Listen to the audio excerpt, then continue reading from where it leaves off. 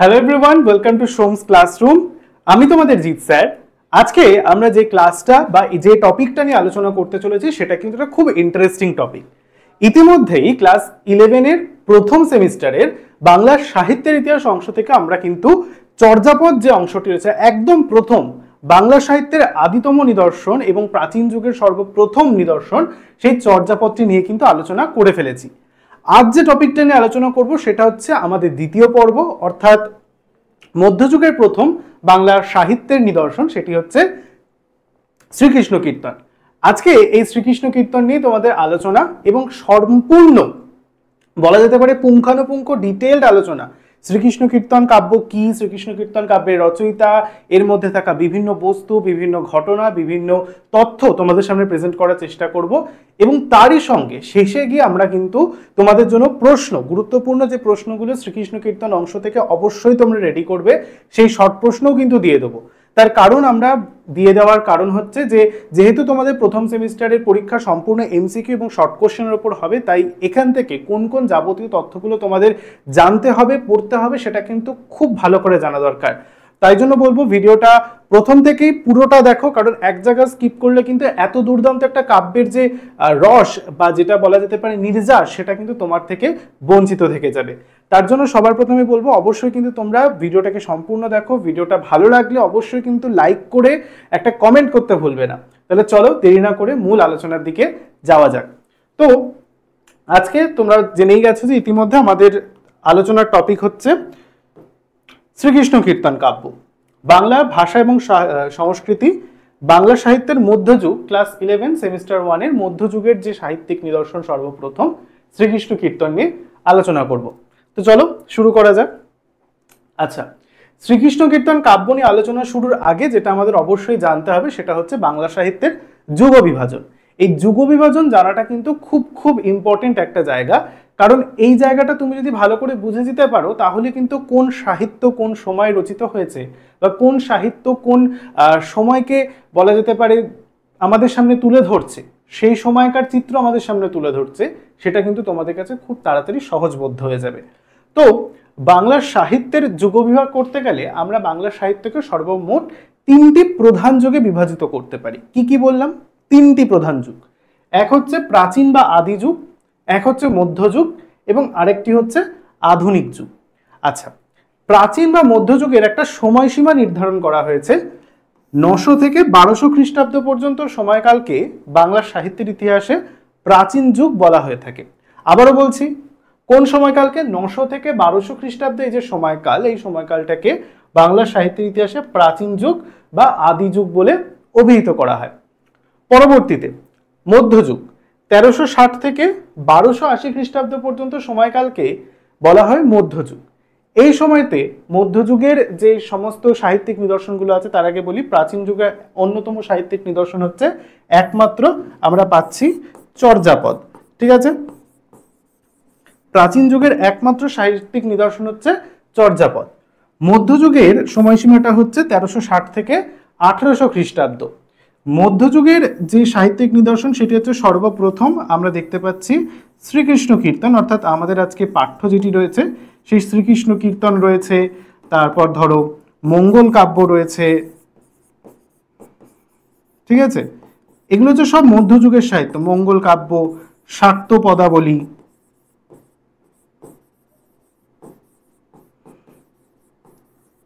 বৈষ্ণব পদাবলী,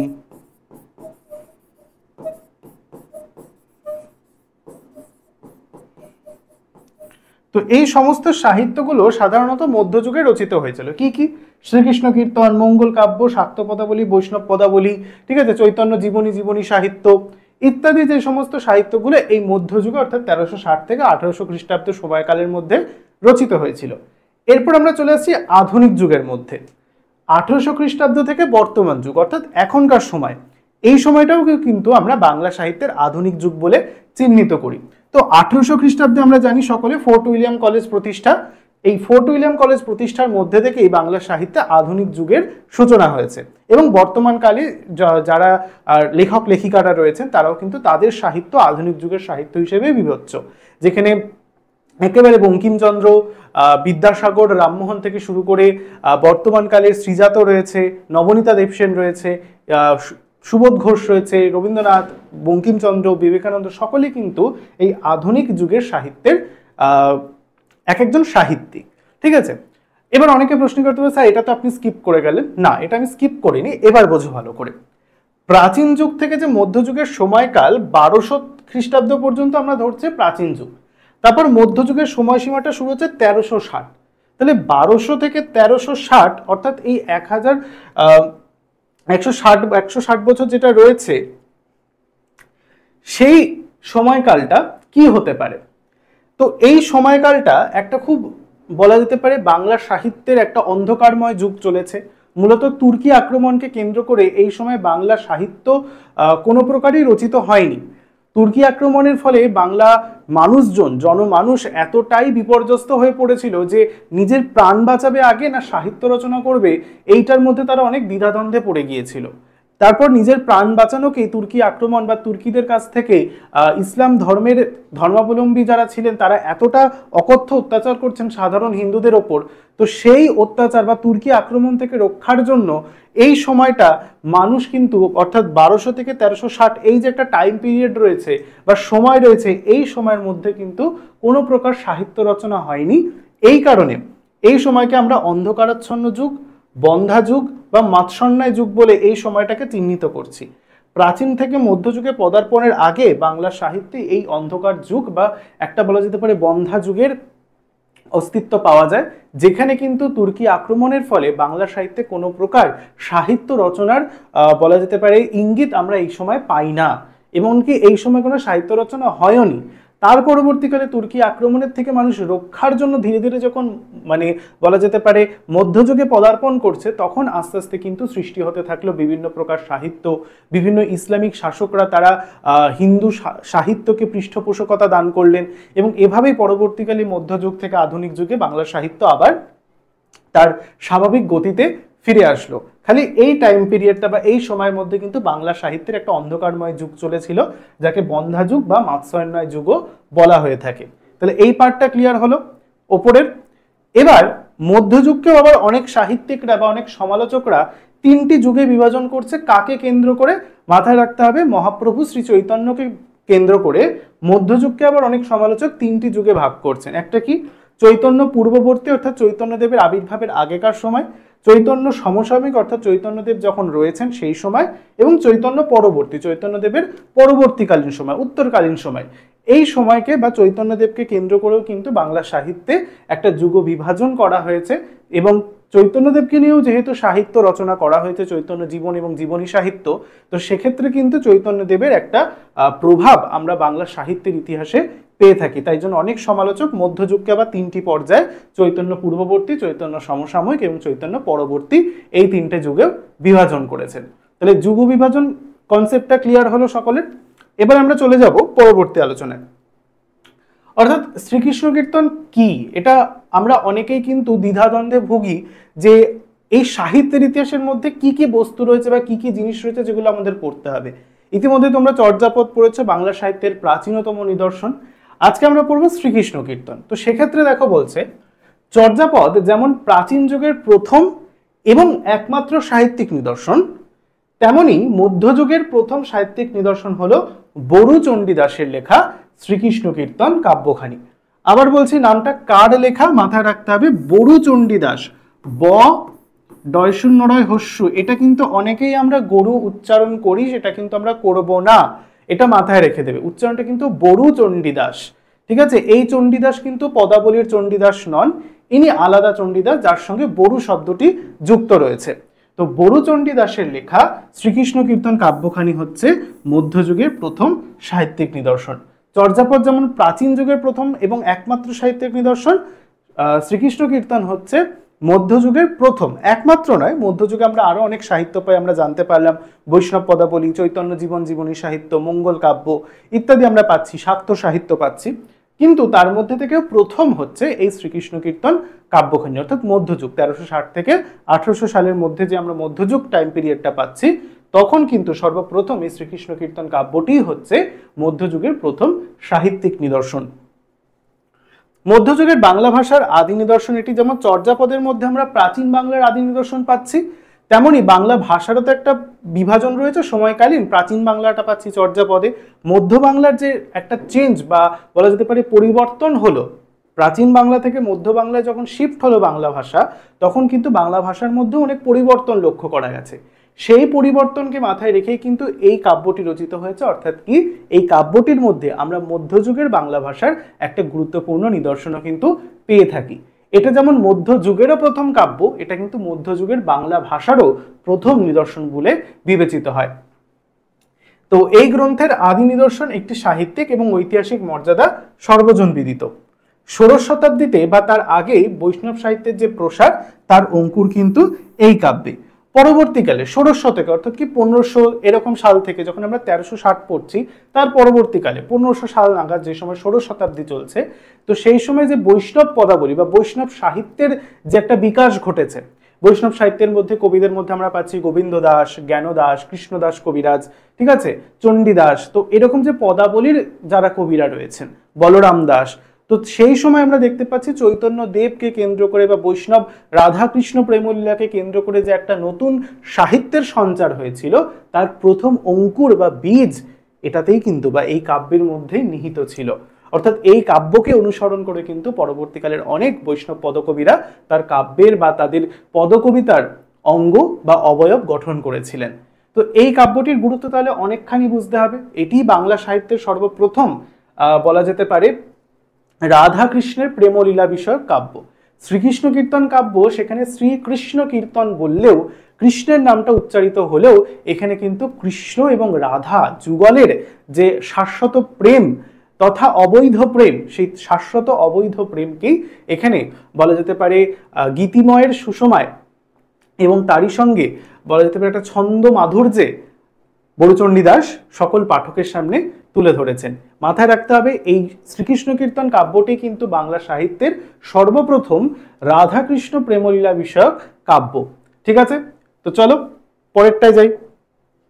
আচ্ছা, যেমন চর্যাপদের পুঁথি ছিল এক জায়গা থেকে আবিষ্কার হয়েছিল, কোথা থেকে মনে আছে? নেপালের রাজদরবার থেকে। ঠিক আছে, কে আবিষ্কার করেছিলেন? মহামহোপাধ্যায় হরপ্রসাদ শাস্ত্রী। তো তেমনই শ্রীকৃষ্ণ কীর্তন কাব্যের পুঁথিখানিও কিন্তু একটা নির্দিষ্ট স্থান থেকে আবিষ্কৃত হয়েছে বা সেখান থেকে একজন খুঁজে পেয়েছিলেন। সেই তথ্যটা তোমাদের জানতে হবে। দেখো, যেহেতু শর্ট কোশ্চেন, বইতে দেখবে হাজারোটা প্রশ্ন রয়েছে, কিন্তু আজকে যে পয়েন্টগুলো আমি ধরে ধরে পড়াচ্ছি, এগুলো যদি ঠিকঠাকভাবে একটু বুঝে নিয়ে নোট ডাউন করতে পারো, তাহলে এর বাইরে কিন্তু কোনো প্রকার প্রশ্ন আসার সম্ভাবনা নেই শ্রীকৃষ্ণ কীর্তন কাব্যাংশ থেকে। তো দেখো, পুঁথি আবিষ্কার, সম্পাদনা এবং প্রকাশ, এই তথ্যটা তোমাদের জানতে হবে। ভিভিআই টপিক একটা। প্রাচীন বাংলা সাহিত্যের জহুরি, জহুরি বলতে কিন্তু এখানে আমরা যিনি হচ্ছে স্বর্ণকার তাকে বুঝি। তো সেই স্বর্ণকারের পাশাপাশি তিনি তো প্রকৃত অর্থে স্বর্ণকার নন, অর্থাৎ এখানে বলা হচ্ছে যে তিনি সাহিত্যের জহুরি। স্বর্ণকার প্রকৃত অর্থে তিনি নন, তিনি হচ্ছেন সাহিত্যের জহুরি। প্রকৃত সাহিত্য স্বর্ণকে তিনি খুঁজে বার করতে সক্ষম। তো প্রাচীন বাংলা সাহিত্যের জহুরি নাম কি? বসন্ত রঞ্জন রায় বিদ্যোৎবল্লভ মহাশয়। আর একবার বলছি উচ্চারণটা, বসন্ত রঞ্জন রায় বিদ্যোৎবল্লভ মহাশয় শ্রীকৃষ্ণ কীর্তন কাব্যের পুঁথিখানি কত সালে? 1909 খ্রিস্টাব্দের বাঁকুড়া জেলার বনবিষ্ণুপুরের কাছাকাছি কাকিল্লা গ্রাম নিবাসী শ্রী পাদপদ্ম দেবেন্দ্রনাথ মুখোপাধ্যায়ের গোয়ালঘরের মাচা থেকে আবিষ্কার করেন। ঠিক আছে, তাহলে আরেকবার পড়ছি, খুব ভালো করে দেখো কোথা থেকে আবিষ্কৃত হয়েছিল। কে আবিষ্কার করেছে? বসন্ত রঞ্জন রায় বিদ্যোৎবল্লভ মহাশয় 1909 খ্রিস্টাব্দে বাঁকুড়া জেলার বনবিষ্ণুপুরের কাছাকাছি কাকিল্লা গ্রাম নিবাসী শ্রী দেবেন্দ্রনাথ মুখোপাধ্যায়ের গোয়ালঘরের মাচা থেকে একটি ঝুড়ির মধ্যে এই কাব্য পুঁথিখানি আবিষ্কার করেছিলেন, পেয়েছিলেন সর্বপ্রথম ওই জায়গাটিতে। পরবর্তীকালে 1909 সালে আবিষ্কার হলো। আরো কয়েক বছর পর 1916 খ্রিস্টাব্দে বসন্তরঞ্জন মহাশয় বঙ্গীয় সাহিত্য পরিষদ, কোথা থেকে না বঙ্গীয় সাহিত্য পরিষদ, মাথায় রাখতে হবে। যেমন চর্যাপদ বঙ্গীয় সাহিত্য পরিষদ থেকে 1916 সালেই প্রকাশিত হয়েছে, ঠিক ওই সালে একই প্রকাশন সংস্থা বঙ্গীয় সাহিত্য প্রকাশন থেকে বা বঙ্গীয় সাহিত্য পরিষদ থেকে এই পুঁথিটিকে প্রকাশ করেন। আমরা পড়ছি সেই পাঠ্যের নামকরণ যে শ্রীকৃষ্ণ কে করেছেন? সম্পাদক এবং তথা আবিষ্কারক বসন্তরঞ্জন বিদ্যাবল্লভ মহাশয় তিনিই কিন্তু প্রকাশের সময় এই পুঁথিটির নামকরণ করেন শ্রীকৃষ্ণ কীর্তন। তাহলে এখানে একটা প্রশ্ন জানতে পারে, স্যার তাহলে কি এই কাব্যটির নাম পূর্বে ছিল, সেটি কি পরিবর্তন করে কি বসন্তরঞ্জন মহাশয় পরিবর্তন করে নতুন নামকরণ করেন শ্রীকৃষ্ণ কীর্তন? উত্তরটা হবে হ্যাঁ। তার জন্য কিছু আমরা তথ্য জানবো, তবে একটু পরে ধৈর্য ধরো। কেন তিনি এই নামকরণটা করলেন বা এই নামকরণটা নিয়ে কতটা বলা যেতে পারে একটা সমালোচনা সৃষ্টি হয়েছিল, সবটাই কিন্তু জানবো। 1322 বঙ্গাব্দে, খ্রিস্টাব্দে নয় কিন্তু বঙ্গাব্দে, সাহিত্য পরিষদ পত্রিকায় বসন্তরঞ্জন মহাশয় এবং প্রাচীন লিপি বিশারদ রাখালদাস বন্দ্যোপাধ্যায়, এর নাম শুনেছি, এনার নাম রাখালদাস বন্দ্যোপাধ্যায়, ইতিহাস পড়তে গিয়ে লিপি বিশারদ তিনি, দুজনে মিলে বসন্তরঞ্জন মহাশয় তারই সঙ্গে লিপি বিশারদ রাখালদাস বন্দ্যোপাধ্যায় দুজনে মিলে যে প্রাপ্ত পুঁথিটি রয়েছে, এটা পুঁথি হবে, সেই প্রাপ্ত পুঁথিটির লিপি বিচার করে বড়ু চণ্ডীদাসকে আদিতম চণ্ডীদাস বলেছেন। তার কারণ কি?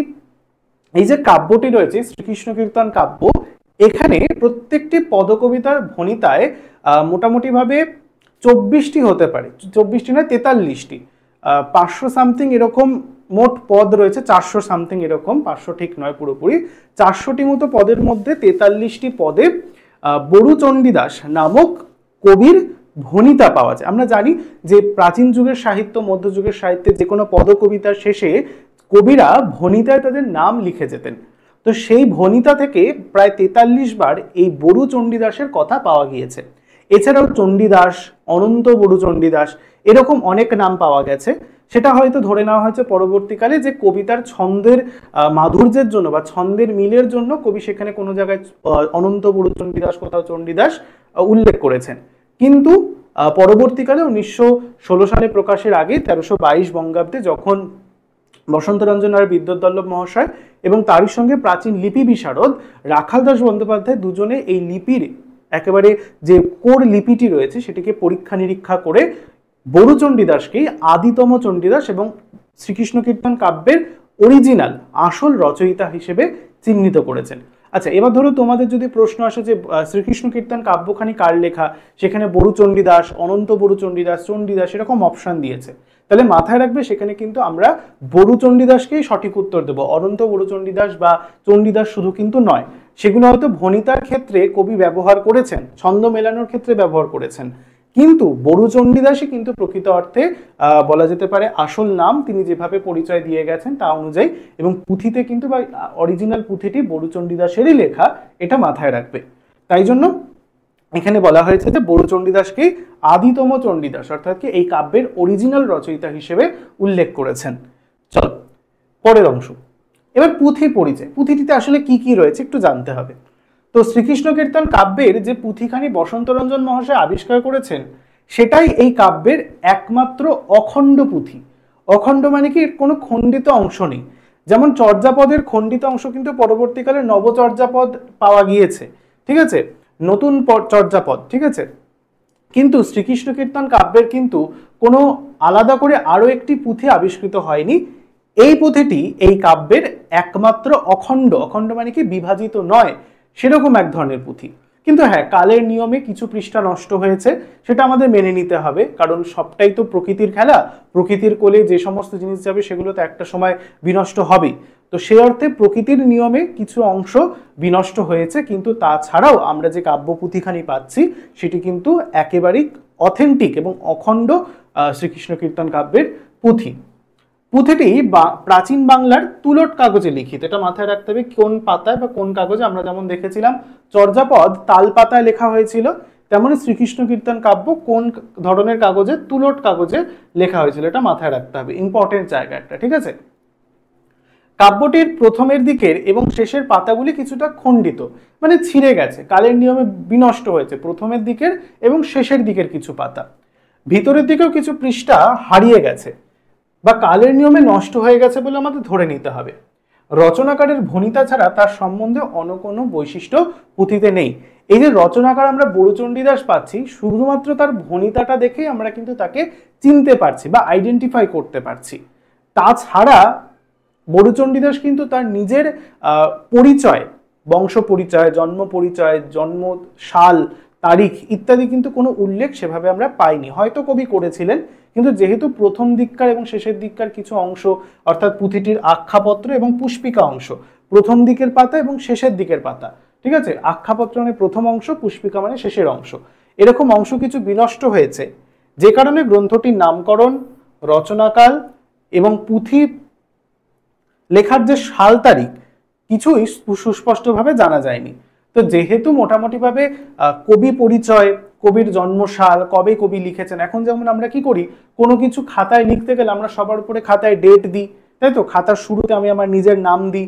আগেকার কিন্তু এই ব্যবস্থাটা লেখকদের মধ্যে ছিল না, তারা প্রথমে নিজেদের বংশ পরিচয় বা নিজেদের পরিচয়, লেখক পরিচয় দিতেন, কিন্তু হয়তো বড়ুচণ্ডীদাসও দিয়েছিলেন, কালের নিয়মে সেই অংশটা বিনষ্ট হয়েছে, অর্থাৎ কি আখ্যাপত্র এবং শেষের পুষ্পিকা অংশ যেহেতু নষ্ট হয়েছে, তাই জন্য কিন্তু কেবলমাত্র কবির ভণিতা ছাড়া আমরা তার সম্বন্ধে কোনো কিছুই জানতে পারি না।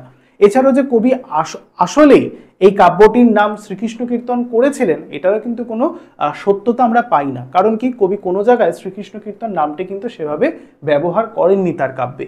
তাই এই কাব্যটি যেহেতু অনেক দিক থেকে অসম্পূর্ণ, তাই অনেক অসম্পূর্ণতার কারণে কিন্তু এই কাব্যটির নামকরণ, রচনাকাল, যেমন পুঁথি লেখার সন্তারিখ প্রভৃতি কিন্তু আমাদের কাছে আজও অজানা রয়ে গেছে। ঠিক আছে, এই অংশটা বোঝা গেল। চলো পরের অংশ।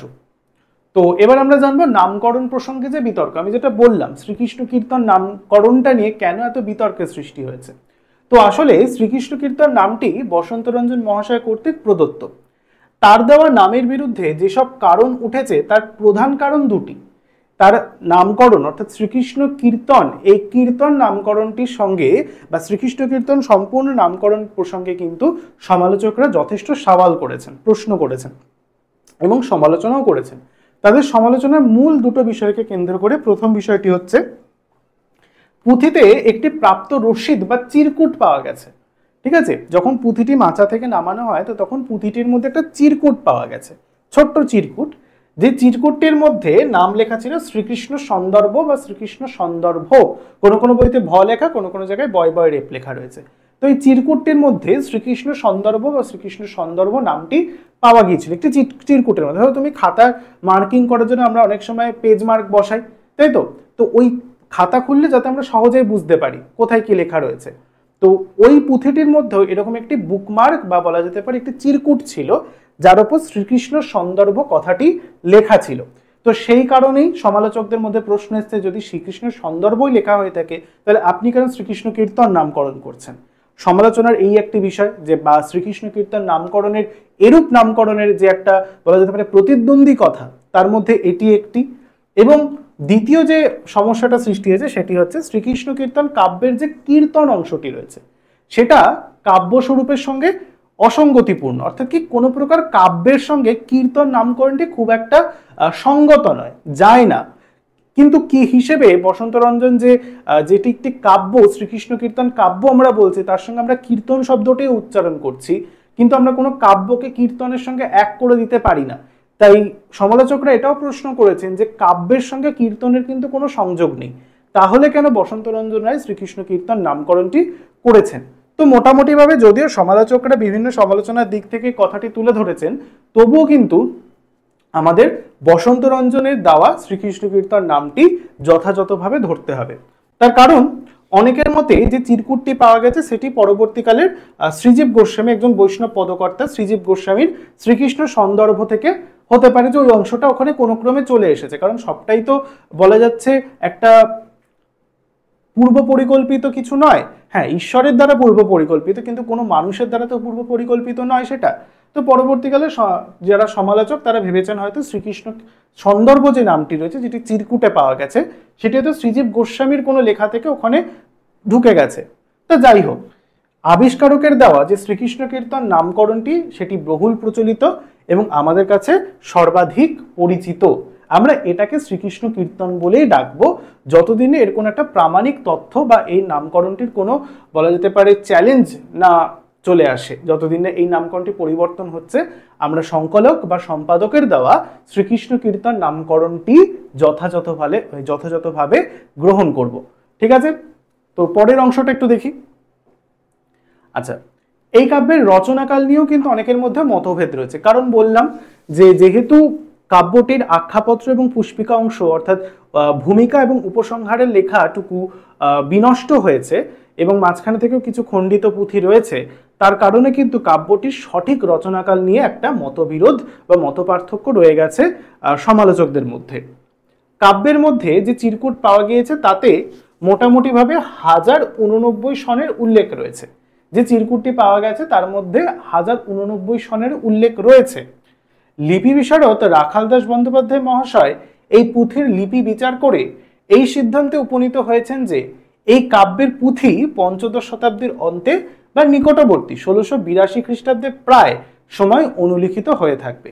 তো মোটামুটিভাবে কাব্যের যে পুঁথিটি রয়েছে সেই পুঁথিটি একটু অ্যানালিসিস বা বিশ্লেষণ করে যখন রাখালদাস বন্দ্যোপাধ্যায় একটা বলা যেতে পারে সিদ্ধান্তে পৌঁছলেন, তিনি বললেন যে এই কাব্যের পুঁথিটি মোটামুটিভাবে ধরে নেওয়া যাচ্ছে পঞ্চদশ শতাব্দীর শেষে অন্তে মোটামুটিভাবে 1682 খ্রিস্টাব্দের দিকে 1682 খ্রিস্টাব্দ নাগাদ এই পুঁথিটি লেখা হয়েছে বলে ধরে নেওয়া যেতে পারে।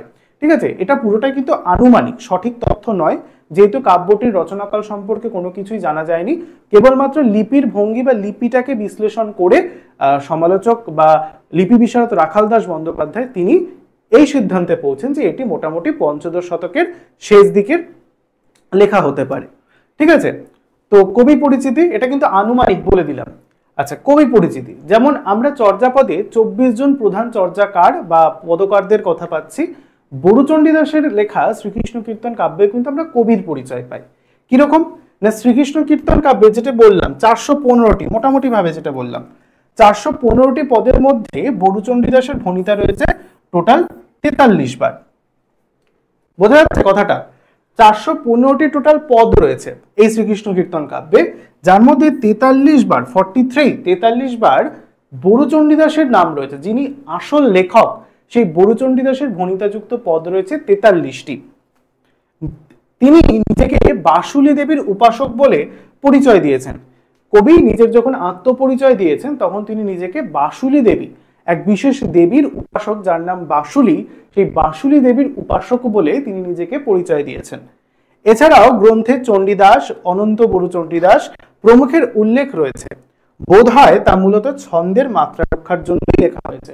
আমি যেটা প্রথমে বললাম, কাব্যের মধ্যে বড়ুচণ্ডীদাস, চণ্ডীদাস, অনন্ত বড়ুচণ্ডীদাস এরকম অনেক নাম রয়েছে, কিন্তু লিপি বিশারদরা খুঁজে তার বিশ্লেষণ করে দেখেছেন যে বড়ুচণ্ডীদাসই হচ্ছেন শ্রীকৃষ্ণ কীর্তন কাব্যের আসল রচয়িতা, কারণ প্রায় 43 বার তার ভণিতাযুক্ত পদ পাওয়া গিয়েছে।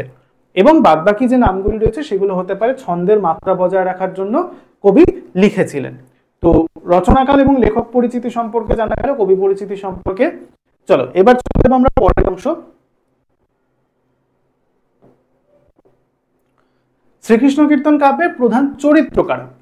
আচ্ছা, শ্রীকৃষ্ণ কীর্তন কাব্য সম্পর্কে কয়েকটা বৈশিষ্ট্য বলে দিই সবার আগে, যে শ্রীকৃষ্ণ কীর্তন কাব্যটি একটি কাব্য হলেও এর মধ্যে কিন্তু নাটকীয়তা যথেষ্টভাবে বর্তমান। অধ্যাপক সুকুমার সেন শ্রীকৃষ্ণ কীর্তন কাব্যকে নাট্যগীতি কাব্য বলেছেন। মাথায় রাখবে, কে বলেছে? অধ্যাপক সুকুমার সেন এই কাব্যকে অর্থাৎ শ্রীকৃষ্ণ কীর্তন কাব্যকে নাট্যগীতি কাব্য বলেছেন। কারণ কি? এই কাব্যে একটা বলা যেতে পারে কাব্যের অঙ্গভঙ্গি বা গীতি কবিতার ধারা যেমন রয়েছে, তেমনি একটা নাটকের পূর্বাভাসও কিন্তু আমরা এই কাব্যের মধ্যে পাই। যেমন এই কাব্যটিকে নাট্যগীতি কাব্য বলার প্রধান কারণ হচ্ছে কাব্যটির মধ্যে চরিত্র। যেমন চর্যাপদের মধ্যে আমরা কিন্তু সেভাবে কোনো আলাদা চরিত্র পাচ্ছি না, সেখানে অনেকের কথা আমরা পাচ্ছি, কিন্তু চরিত্র আলাদা আলাদাভাবে এরকম কিন্তু কোনো নির্দেশ নেই। কিন্তু শ্রীকৃষ্ণ কীর্তন কাব্যে আমরা দেখতে পাই চরিত্রের কিন্তু যথেষ্ট একটা বলা যেতে পারে প্রভাব রয়েছে। এখানে যে তিনটে মূল বা প্রধান চরিত্রের আমরা কথা পাচ্ছি, যেমন হচ্ছে কৃষ্ণ, রাধা এবং তাদের দুটি বড়াই চরিত্রের কথা পাচ্ছি। মূলত এরাই প্রধান চরিত্র। এছাড়াও যশোদা, নন্দ, রাখাল বালকেরা, গোপ বালকেরা, তারপর হচ্ছে রাধার স্বামী আইহন ঘোষ, এদের অনেকের কথাই রয়েছে। রাধার মা বাবা রয়েছে, ঠিক আছে, বৃষভানু, রাজার এই রাধার পিতা বৃষভানু যিনি রয়েছেন, অনেকের কথাই রয়েছেন। কিন্তু প্রকৃত অর্থে যারা প্রধান চরিত্র কৃষ্ণ, রাধা এবং দুতি বড়াই। দুতি হচ্ছে দূত, আমরা দয়দীর্ঘিত দূত মানে যে সন্দেশ প্রেরণ করে এদিক ওদিক থেকে পিয়নের কাজ করে যাকে আমরা বলি, সেই দূত বা দুতি ফিমেল ফর্মে, স্ত্রীলিঙ্গের দূতটা হয়ে যাচ্ছে দুতি, সেই দুতি চড়াই, এই দুতি চরিত্র বড়াইয়ের কথা পাচ্ছি আমরা। সম্পর্কে বড়াই হচ্ছে রাধার পিসি শাশুড়ি, ঠিক আছে, এটা মাথায় রাখতে হবে। কিন্তু রাধা এবং কৃষ্ণের মধ্যে প্রেমের সংযোগ ঘটানোর জন্য তিনি দূতী বা ঘটকের কাজ করছেন, পিয়নের কাজ করছেন, এটা জানতে হবে। দেখো, সম্পর্কে পিসি শাশুড়ি কিন্তু নিজের কুলবধূকে অন্যের হাতে তুলে দেওয়ার জন্য তিনি তৎপর। তো এখানে অনেক কারণ আছে, আমরা জানবো আস্তে আস্তে। তো যেটা বলছিলাম যে নাট্যগীতি বলার প্রধান কারণ হচ্ছে চরিত্রের উপস্থিতি। শুধু চরিত্রের উপস্থিতি বললেই তো নাটকের সম্পূর্ণ সংরূপটা বোঝা যায় না। আমরা নাটকে দেখি কি চরিত্রদের ডায়ালগস বা কথোপকথন রয়েছে, একে অপরের সঙ্গে চরিত্ররা কি করছে, ভঙ্গিমা বা অভিনয়ের মাধ্যমে ডায়ালগ বা বক্তৃতা দিচ্ছে, একে অপরের সঙ্গে ডায়ালগ দিয়ে কথা বলছে, ঠিক আছে। তো এখানে কিন্তু সেরকমই উক্তি প্রত্যুক্তি বা ডায়ালগের তথ্য আমরা পাই, নাটকের যেটা বিশেষ বৈশিষ্ট্য। তো যেখানে দেখছি কৃষ্ণ কিছু কথা বলছেন, রাধা তার উত্তর দিচ্ছেন, সেটা গীতি কবিতার ধরনে, কিন্তু এই যে একটা উক্তি প্রত্যুক্তি, কৃষ্ণের সাথে রাধার যে একটা আলাপচারিতা, কথোপকথন, বার্তা বিনিময়, সেটা নাটকের বৈশিষ্ট্য। তাই এই কাব্যটির প্রথম যদি বলা যেতে পারে নাটকীয়তার দিক থেকে বৈশিষ্ট্য প্রদান হচ্ছে চরিত্র এবং উক্তি প্রত্যুক্তিমূলক, অর্থাৎ কি নাটকের চরিত্রের মধ্যে ডায়লগ বিনিময়। দ্বিতীয় বৈশিষ্ট্যটা কি বলা যেতে পারে এখানে, যে নাটকে কিন্তু গীতিময়তা থাকে, অর্থাৎ সঙ্গীত থাকে। এই শ্রীকৃষ্ণ কীর্তন কাব্যের মধ্যেও কিন্তু একই প্রকার সঙ্গীতের অবতারণা করা হয়েছে, যেখানে অনেক সঙ্গীতে কিন্তু বড়ুচণ্ডী দাস রাগরাগিনীর উল্লেখ করেছেন, উপমা অলঙ্কারের উল্লেখ করেছেন, ঠিক আছে। দ্বিতীয় বৈশিষ্ট্য যে সঙ্গীতের উপস্থিতি যা নাটকে থাকে তা এই কাব্যের মধ্যেও রয়েছে। তৃতীয়, ঘটনার ঘনঘটা, যেরকম একটা ঘটনার ক্রম পরম্পরা, জন্মখণ্ড শুরু হচ্ছে প্রথম খণ্ড থেকে শেষ খণ্ড রাধা বিরহ পর্যন্ত, প্রত্যেকটা খণ্ডের মধ্যে থেকে কিন্তু বড়ুচণ্ডী দাস একটা ধারাবাহিক ঘটনাকে এগিয়ে নিয়ে গেছেন। তাই ঘটনা পরম্পরা এই কাব্যে রক্ষিত হয়েছে। তাহলে নাটকের ক্ষেত্রে তৃতীয় বৈশিষ্ট্য যেটা রয়েছে ঘটনার পরম্পরা, সেটাও কিন্তু রক্ষিত হয়েছে। চতুর্থ যে বৈশিষ্ট্যটি রয়েছে সেটি হচ্ছে, মাথায় রাখতে হবে, ঘটনার ঘনঘটার পর সেটা হচ্ছে চরিত্রগুলির মধ্যে অন্তর্দ্বন্দ্ব। অন্তর্দ্বন্দ্ব বলতে কি বোঝানো যেতে পারে, যে যেখানে দেখানো হয়েছে রাধা এবং কৃষ্ণ কিন্তু সম্পূর্ণরূপে প্রথম দিকে বিরূপ চরিত্র, যেখানে রাধা প্রথম দিকে যেখানে আমরা পাচ্ছি তাম্বুল খণ্ড দান খণ্ডে, রাধা কিন্তু সম্পূর্ণরূপে কৃষ্ণ তার অনুরাগিনী নন, এই অর্থে প্রযোজ্য হচ্ছে। তো একটা ঘটনার অন্তর্দ্বন্দ্বের পাশাপাশি বিভিন্ন জায়গায় কিন্তু আমরা দেখতে পাচ্ছি এরকম নাটকীয় বৈশিষ্ট্য শ্রীকৃষ্ণ কীর্তন কাব্যে রয়েছে, যার কারণেই কিন্তু এই কাব্যটিকে নাট্য গীতি কাব্য বলা হচ্ছে। তো শ্রীকৃষ্ণ কীর্তন কাব্যের প্রধান চরিত্র হচ্ছে, আমরা জেনে গেলাম, কৃষ্ণ, রাধা এবং তাদের দুটি পিয়ন, যেটাকে আমরা পিয়ন বলছি, সেই বড়াই চরিত্র। শ্রীকৃষ্ণ কীর্তন কাব্যের খণ্ডবিন্যাস, অর্থাৎ কটি খণ্ড বা অধ্যায় বিভক্ত রয়েছে। মূলত শ্রীকৃষ্ণ কীর্তন কাব্যটি মাথায় রাখতে হবে 13টি খণ্ডে বিভক্ত। কটি খণ্ড বলছি? 13টি খণ্ডে বিভক্ত। কি কি? এদের আবার খণ্ডগুলোর নামও রয়েছে, মাথায় রাখতে হবে কিন্তু, যে কোনো খণ্ডের নাম তুলে দিয়ে বলে এটি কোন কাব্যের অন্তর্গত, মাথায় রাখবে। জন্মখণ্ড, একটুখানি তোমাদের ছোট ছোট করে আমি ঘটনাগুলো বলে দিই। এটি হচ্ছে সব থেকে ছোট খণ্ড, সব থেকে ক্ষুদ্রতম খণ্ড শ্রীকৃষ্ণ কীর্তন কাব্যের মধ্যে, এটি হচ্ছে জন্মখণ্ড।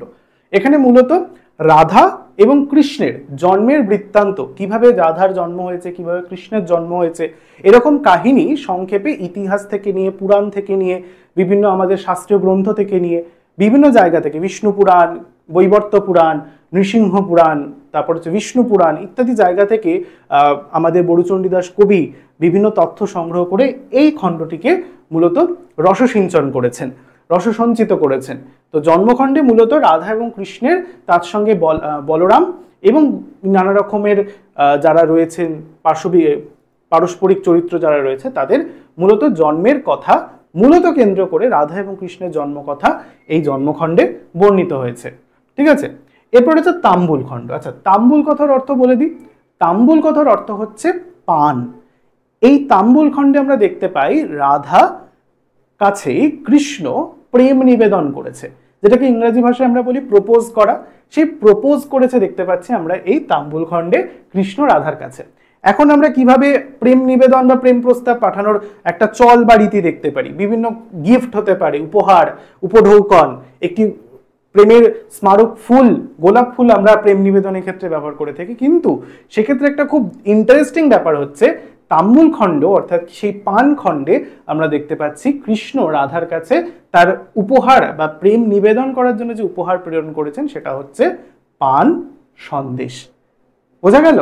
পান এবং সন্দেশ দিয়ে দুটি বড়াইয়ের মাধ্যমে কৃষ্ণ রাধার কাছে তার প্রেম নিবেদন বা প্রেম প্রস্তাব পাঠিয়েছেন, যেখানে রাধা প্রচণ্ড রেগে গিয়েছেন। তিনি কুলবধূ, আমরা জানি যে রাধা কিন্তু বিবাহিতা স্ত্রী, আমরা অনেকেই ঘটনা জানি, কিন্তু এখানে সেভাবেই বলা রয়েছে রাধা কিন্তু বিবাহিতা। সামান্য 11 বছর বয়সেই রাধার কিন্তু বিয়ে হয়ে গেছে। কার বিয়ে হয়ে গেছে? কৃষ্ণের নিজের মামা আইহন ঘোষের সাথে বা আয়ান ঘোষের সাথে রাধার কিন্তু ইতিমধ্যেই বিবাহ হয়ে গেছে। ঠিক আছে, তো কৃষ্ণ কার ওপর নজর দিচ্ছে? একজন কুলবধূর ওপর। এই প্রেম কি তাহলে বৈধ? একেবারেই নয়, এটা কিন্তু অবৈধ প্রেম, যেটাকে পরকীয়া বলছি।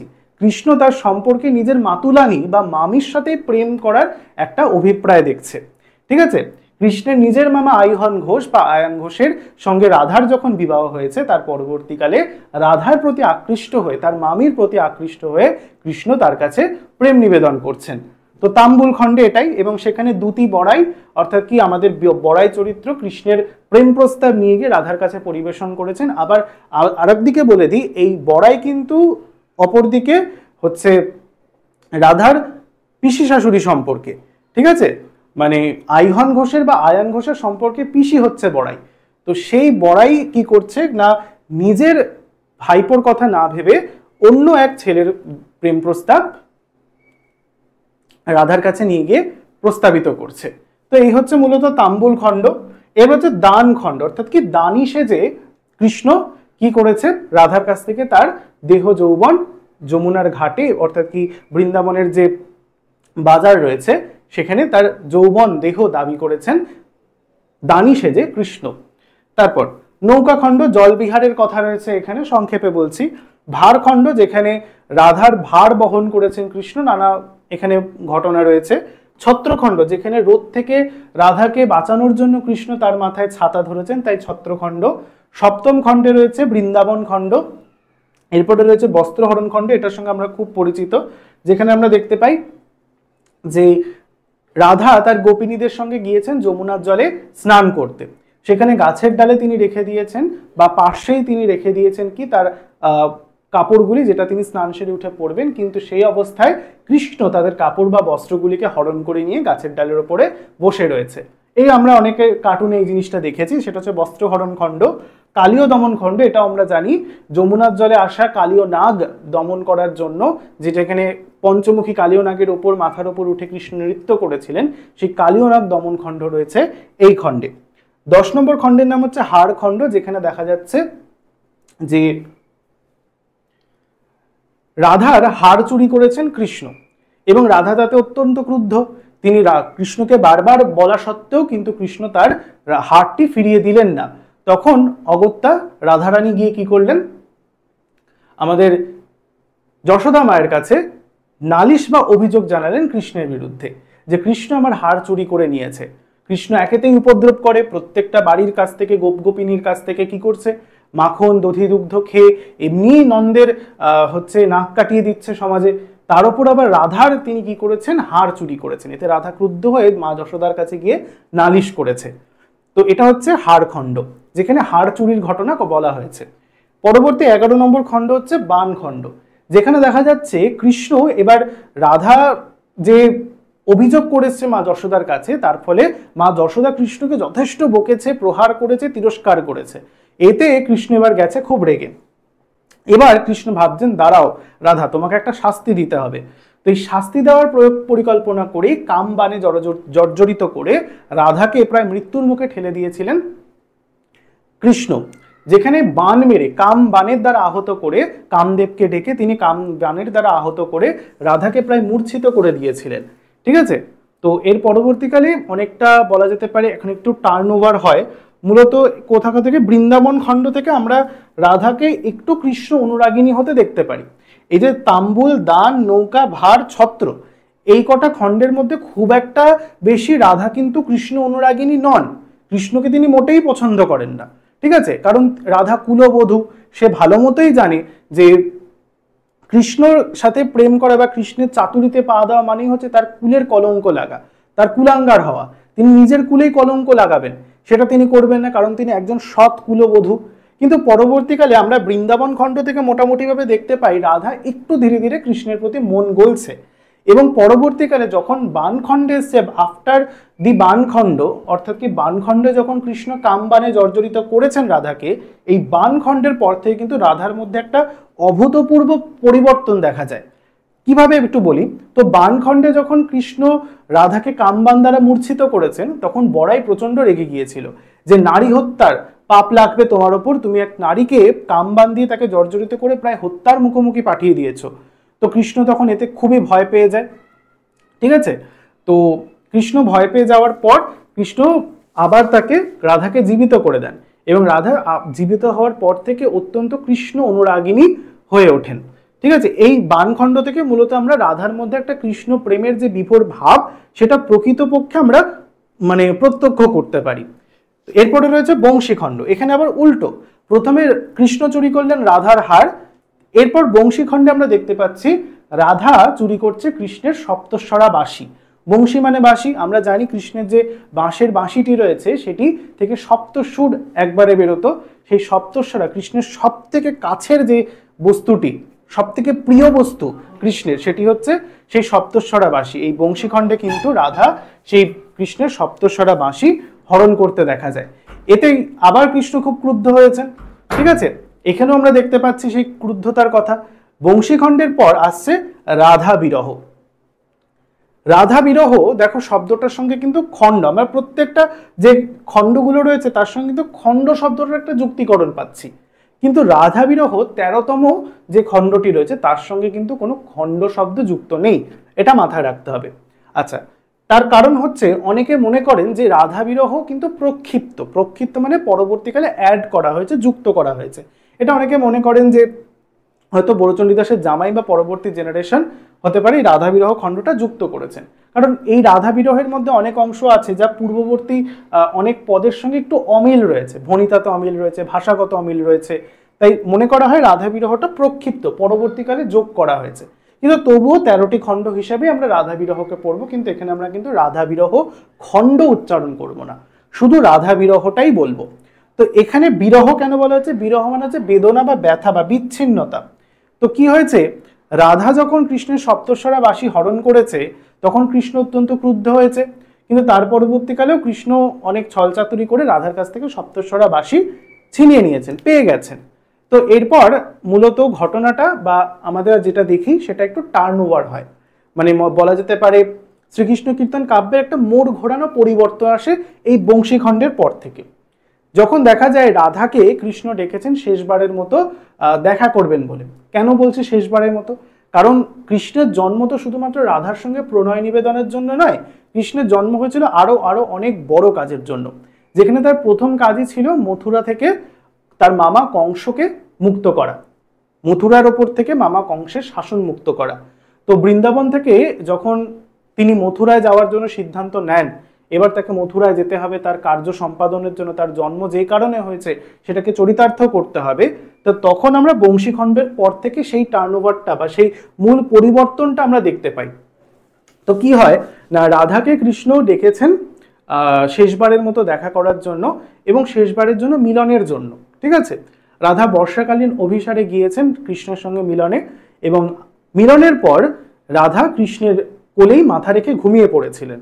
কিন্তু মাঝরাত্রের দিকে বা ভোরের দিকে কৃষ্ণ রাধাকে সেম ওই একই জায়গায় যেই কদম্বের তলে নিয়ে গিয়েছিলেন, সেই কদম্বের তলে রাধাকে ফেলে রেখে দুটি বড়াইকে সংবাদ দিয়ে গিয়েছিলেন যে আমার সম্পদকে আমি তোমার কাছে গচ্ছিত রেখে গেলাম, একে সামলে রেখো।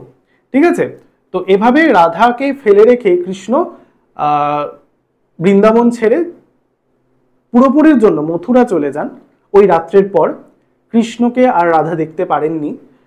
তো এখানেই মূলতভাবে রাধার যে বিরহ, যে বিচ্ছিন্নতা, কৃষ্ণকে না পাওয়ার যে একটা বলা যেতে পারে দুঃখ, তার সূচনা হয় এই বংশীখণ্ডের পর থেকে, যেখানে রাধা বিরহের অংশটা রীতিমতো খুব বেদনাদায়ক। কারণ আমরা সকলেই জানি যে রাধাকে কিন্তু কোনোদিন কৃষ্ণ বিবাহ করেননি, তার অনেক 8 জন পত্নী ছিল, এছাড়াও শত সহস্র উপপত্নীও ছিল কৃষ্ণের, যার মধ্যে প্রধান পত্নী ছিলেন রুক্মিণী।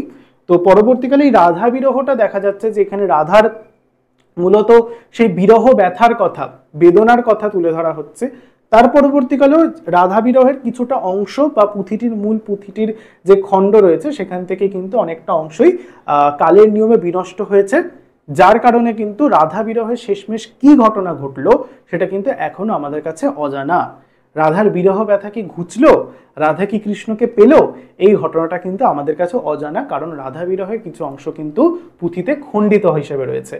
ঠিক আছে, তো এই হচ্ছে মূলত 13টি খণ্ডের বিষয়, যেখানে জন্মখণ্ড, যতা দানব অর্থাৎ কি তাম্বুল, দান, নৌকা, ভার, ছত্র, বৃন্দাবন, বস্ত্রহরণ, কালীয় দমন, হারখণ্ড, বান, বংশী, এই কটি খণ্ড এবং প্রক্ষিপ্ত 13 নম্বর অংশ হিসেবে রাধা বিরহের নাম জানলাম এবং তোমাদের ছোট ছোট করে গল্পগুলো বলার চেষ্টা করলাম। এবার চরিত্র বিশ্লেষণ করলে একটু বলে দিই, আমরা সাধারণভাবে কৃষ্ণকে কি হিসেবে দেখি? একজন দৈবী চরিত্র হিসেবে দেখি। আমরা মহাভারতে কৃষ্ণের অংশগ্রহণকে দেখেছি, যেখানে অর্জুনের সারথী হিসেবে এবং মহাভারতের যুদ্ধের প্রধান কাণ্ডারী হিসেবে আমরা কৃষ্ণকে দেখেছি। তিনি একজন ঐশ্বরিক দৈবী চরিত্র, তাই তো? আমরা ঈশ্বর ভরে তাকে প্রণাম করি, প্রাণ ভরে ভক্তি ভরে তাকে প্রণাম করি। কিন্তু একটু ডিফারেন্ট বা একটু পরিবর্তন লক্ষ্য করতে পারি আমরা কৃষ্ণ চরিত্রের মধ্যে এখানে, অর্থাৎ শ্রীকৃষ্ণ কীর্তন কাব্যে। এই শ্রীকৃষ্ণ কীর্তন কাব্যের যে কৃষ্ণ, সেই কৃষ্ণ কিন্তু মোটেই দৈবী চরিত্রে বা দৈবী সত্ত্বের অতটা অধিকারী নয়, বা একেবারে যে পুরুষোত্তম কৃষ্ণ, একেবারে ঈশ্বরীয় কৃষ্ণ কিন্তু নন। ঠিক আছে, এই কৃষ্ণ অনেকটা কিন্তু আমাদের বাঙালি ঘরের গোপ রাখাল বালকের মতো, এটা মাথায় রাখতে হবে, যার মধ্যে আমরা গ্রাম্য দোষে দুষ্ট চরিত্রের বৈশিষ্ট্য মানে পরিচয় পাচ্ছি। কারণ তুমি বলো, কোনো দৈবী চরিত্র যদি হয়ে থাকে তাহলে কি সেভাবে সরাসরি কারোর কাছ থেকে তার দেহ দাবি করা এটা সম্ভব হতে পারে? কোনো দৈবী চরিত্র তার কাছ থেকে তার যৌবন দাবি করতে পারে? পারে না তো। এটা সাধারণ মানুষদের পক্ষেই সম্ভব। তো বরুচণ্ডী দাস তার কৃষ্ণকে কিন্তু ঠিক সেইভাবেই, যাতে বাঙালি সমাজের কৃষ্ণ উপযোগী হয়ে উঠতে পারেন, যেমন আমরা হচ্ছে বলা যেতে পারে কৃত্তিবাসী রামায়ণে যেরকম পাচ্ছে, যে রাম কিন্তু সেই মর্যাদা পুরুষোত্তম রাম তিনি নন, তিনি যেন আমাদের বাঙালি ঘরের কোনো যুবক, ঠিক তেমনই যেন এই কৃষ্ণকেও আমরা পাচ্ছি, ঠিক সে যেন সেই দৈবী সত্ত্বের অধিকারী তার না হলেও সে কিন্তু একেবারে গ্রাম্য গোপ রাখাল বালক। ঠিক আছে, ঠিক তেমনই আমরা রাধা চরিত্রের মধ্যেও একটা বৈশিষ্ট্য পাচ্ছি, সেটা হচ্ছে রাধাও কিন্তু সেই ঈশ্বরীয় ক্ষমতার অধিকারী প্রকৃত অর্থে তিনি নন। এই রাধা কিন্তু প্রকৃত অর্থে হচ্ছে একেবারেই সামান্য মানে বলা যেতে পারে রাখাল বালিকা। যেভাবে কৃষ্ণ চরিত্রকে তিনি সাজিয়েছেন, রাধাকেও কিন্তু তিনি ঠিক সেইভাবেই সাজিয়েছেন। এবং দুটি চরিত্রের কথা তো একই রকম রয়েছে, যেমন আমরা সংস্কৃত নাটকে বিদূষকের কথা পাই, যেখানে বিদূষক নায়ক এবং নায়িকার মধ্যে যোগসূত্র স্থাপন করছে, ঠিক সেভাবেই কিন্তু আমরা এখানে কৃষ্ণ এবং রাধার মধ্যে দুটি বড়াই চরিত্রকে পাচ্ছি। তো চরিত্রগুলো কিন্তু মোটামুটিভাবে খুবই দৈব চরিত্রের অধিকারী নয়, প্রত্যেকটা চরিত্রই কিন্তু মানবী ঘরের, বাঙালি ঘরের চরিত্র হিসেবে প্রতিকায়িত করেছেন বরুচণ্ডী দাস। ঠিক আছে, তো এরপরে তথ্য, শ্রীকৃষ্ণ কীর্তন কাব্যের সমাজচিত্র। দেখো, কাব্যটি একটা সময় লেখা হয়েছে, কাব্যের কিছু চরিত্র রয়েছে, তা সত্ত্বেও কাব্যটির যেমন কাব্যমূল্য রয়েছে, সেই সময়ের আমরা মধ্যযুগের বাংলা নিদর্শন পাচ্ছি, সমাজ ব্যবস্থার কথা পাচ্ছি, তেমনি সামাজিক দিক থেকেও কিন্তু এই কাব্যটি যথেষ্ট গুরুত্বপূর্ণ। কেন বলছি? যেমন শ্রীকৃষ্ণ কীর্তন কাব্যের সমাজচিত্র অংশে কয়েকটা পয়েন্ট তোমাকে খুব ভালো করে জানতে হবে। যেমন এই সময় বিভিন্ন দেবদেবীর পূজা ও লোকবিশ্বাসের প্রচলন ছিল বলে মানা হয়ে থাকে। মূলত ধরা হয়ে থাকে যে এই কাব্যটির রচনাকার বরুচণ্ডী দাস শুধুমাত্র কাব্য রচনার জন্য কিন্তু কাব্যটি রচনা করেননি। অ্যাকচুয়ালি তৎকালীন সময়ের সমাজচিত্র, অর্থনৈতিক অবস্থা, রাজনৈতিক অবস্থা সবটাই কিন্তু এই কাব্যের মধ্যে দিয়ে তিনি তুলে ধরার চেষ্টা করেছেন। তো তৎকালীন সময়ে যে বিভিন্ন দেবদেবীর পূজা এবং লোকবিশ্বাস ছিল, তার একটা আভাস তিনি এই কাব্যের মধ্যে দিয়েছেন। যেমন কি সেই সময় শ্রী রামচন্দ্রের পূজার প্রচলন ছিল বলে জানা যায়, দেবী চণ্ডীর পূজা ছিল বলে পূজার প্রচলন ছিল। যে কোনো মেয়েরা তাদের মনের ইচ্ছে পূরণের জন্য বা অভিলাষ ভগবানকে জানানোর ক্ষেত্রে দেবী চণ্ডীর উপাসনা করতেন বলে এই কাব্যে জানা গিয়েছে। প্রায়শ্চিত্তের জন্য বারাণসী গমনের কথা জানা গিয়েছে। কেউ যদি প্রায়শ্চিত্ত করতে চায়, অপরাধ অন্যায় প্রায়শ্চিত্ত, তার জন্য বারাণসী ঘাটে গিয়ে প্রায়শ্চিত্তের কথা জানা গিয়েছে। শুভ কার্যের জন্য তিথি নক্ষত্র দেখা হতো, যে কোনো ভালো কাজের জন্য তিথি নক্ষত্র, দিন ক্ষণ বার ইত্যাদি দেখার কিন্তু একটা প্রচলন, যেটা এখনো রয়েছে, সেটা কিন্তু ওই কাব্যে বা শ্রীকৃষ্ণ কীর্তন কাব্যে ওই সময় কিন্তু প্রচলন ছিল বলে জানা যায়। সংসারে আসক্তিহীন নারীরা সংসার ত্যাগ করে মাথা মুন্ডন করে যোগিনী হতো, এটার কথাও জানা গিয়েছে যে যে সমস্ত নারীরা সংসারের বলা যেতে পারে মায়া ছিন্ন করে আবদ্ধ থাকতে চাইতেন না, তারা কিন্তু সংসারের মায়াবন্ধন ছিন্ন করে তাদের মাথা মুন্ডন করে, অর্থাৎ কি মাথার ন্যাড়া হয়ে যোগিনীর বেশ ধারণ করতেন বলে ওই কাব্যে জানা গিয়েছে। এছাড়াও মানুষ তন্ত্র, মন্ত্রতন্ত্র এবং বশীকরণে বিশ্বাস করতো বলেই জানা যায়। কারণ কি আমরা সেখানে পাচ্ছি যেখানে কৃষ্ণ কিন্তু রাধাকে তন্ত্রের দ্বারা বশীকরণ করেছিলেন, আমরা একটি খণ্ডে পাচ্ছি। তো সেখান থেকে বোঝা যাচ্ছে যে তৎকালীন মানুষ কিন্তু তন্ত্র এবং বশীকরণে বিশ্বাসী ছিল। এটা একটা সামাজিক দিক আমাদের সামনে ফুটে ওঠে।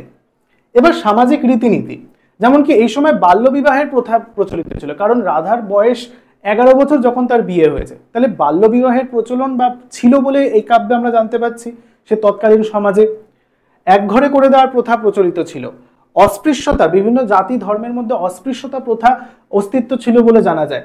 এছাড়াও বিভিন্ন কাঠুরিয়ার কাঠ বহন করা দেখা, তেলির তেল বিক্রয়ের জন্য হাঁক শোনা, এমনকি ভিক্ষাপত্র হাতে যোগিনী দেখাও অশুভ যাত্রা সূচক ছিল। কোনো যাত্রার আগে, কোনো কাজে বেরোনোর আগে, শুভ কাজে বেরোনোর আগে যদি কাঠুরিয়ার কাঠ বহন করা, তেলের তেল বিক্রয়ের জন্য হাঁক শোনা বা ভিক্ষাপাত্র হাতে যোগিনী দেখা, এগুলো কিন্তু বলা যেতে পারে তৎকালীন সময় একটা অশুভ লক্ষণ বলে চিহ্নিত। এখন যেমন আমরা ধরো কেউ বাইরে বেরোতে গেলে হাঁচি দেওয়া হলো, বললো পরে যা, এটা একটা কুসংস্কার রয়েছে। রাস্তায় সকালবেলা উঠে এক শালিক দেখা কুসংস্কার রয়েছে। তারপর যদি টিকটিকি ডাকাকে আমরা ঠিক ঠিক বলে মনে করি, ইত্যাদি নানা যে কুসংস্কারগুলো রয়েছে, তো তৎকালীন সময়ে যেরকম সামাজিক রীতিনীতি মানে প্রচলন ছিল সেটাও কিন্তু জানা যায়। আর্থিক অবস্থা কেমন তৎকালীন মানুষের ছিল তারও একটা চিত্র বড়চণ্ডীদাস সেখানে তুলে ধরেছেন। যেমন এই সময়ের মানুষের আর্থিক অবস্থা ছিল বেশ সচ্ছল। গৃহবধূরা গজমতির হার, কুণ্ডল অর্থাৎ কানের, কনক কাঁকন অর্থাৎ কি কনক কাঁকন মানে হচ্ছে সোনার বালা, ঠিক আছে, কাঁকন, বাউটি, রত্নহার প্রভৃতি অলংকার এবং পোশাক পরিচ্ছদ ছিল জৌলুসপূর্ণ। প্রভৃতি অলংকার নারীরা পরত এবং পোশাক পরিচ্ছদ ছিল অত্যন্ত জৌলুসপূর্ণ, রিচ বলা যেতে পারে, ঠিক আছে।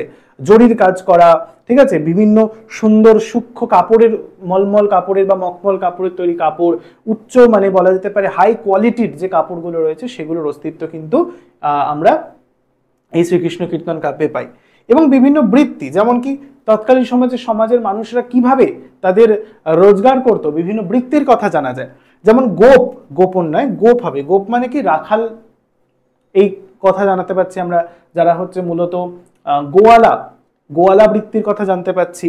ব্রাহ্মণ, ক্ষত্রিয়, বৈশ্য, নমশূদ্র, কুমার অর্থাৎ যিনি কুমোরের কাজ করেন, তেলি অর্থাৎ যিনি তেল তৈরি করেন, নাপিত, বৈদ্য, আচার্য, বাণিজার অর্থাৎ বণিক, ঝালিয়া অর্থাৎ ঐন্দ্রজালিক অর্থাৎ ম্যাজিশিয়ান যিনি ম্যাজিক দেখান তাদেরকে বলেছেন ঝালিয়া তৎকালীন সময়, বাদিয়া অর্থাৎ সাপুড়ে, কান্ডারি অর্থাৎ মাঝি প্রভৃতি নানা প্রকার বৃত্তির উল্লেখ পাওয়া যায় এই কাব্যে। বৃত্তি মানে কি জীবিকার কথা, ঠিক আছে। সামান্যভাবে তোমাদের একটা সমাজচিত্র তোমাদের সামনে তুলে ধরার চেষ্টা করলাম, ঠিক আছে।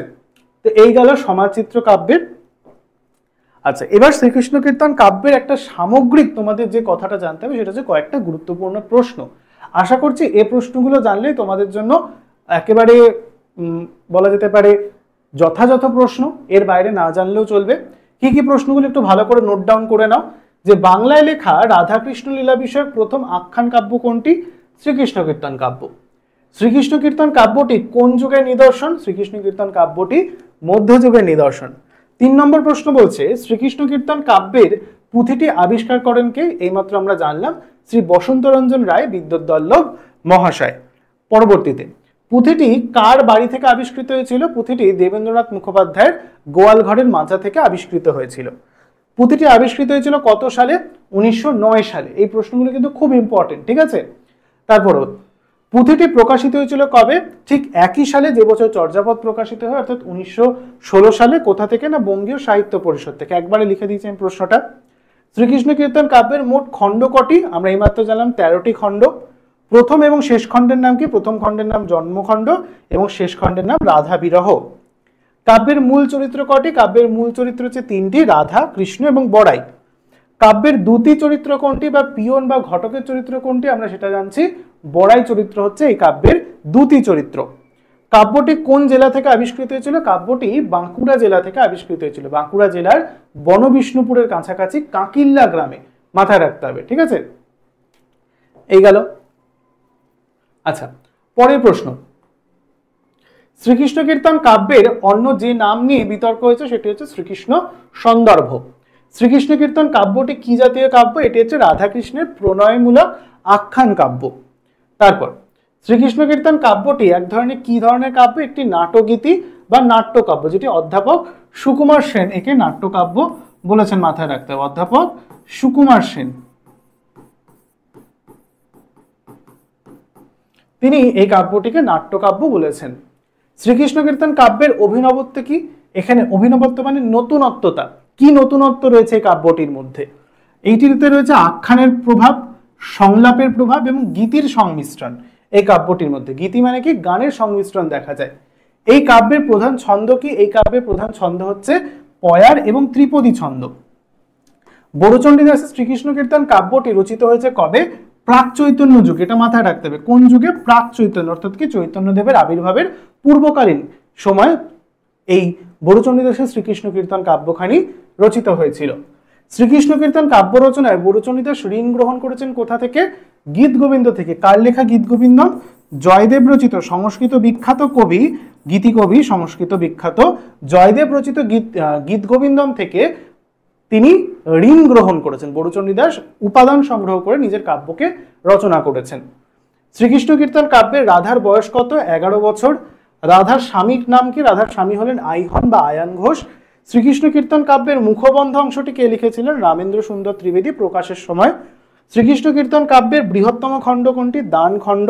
এবং শ্রীকৃষ্ণ কীর্তন কাব্যের ক্ষুদ্রতম খণ্ড হচ্ছে জন্মখণ্ড।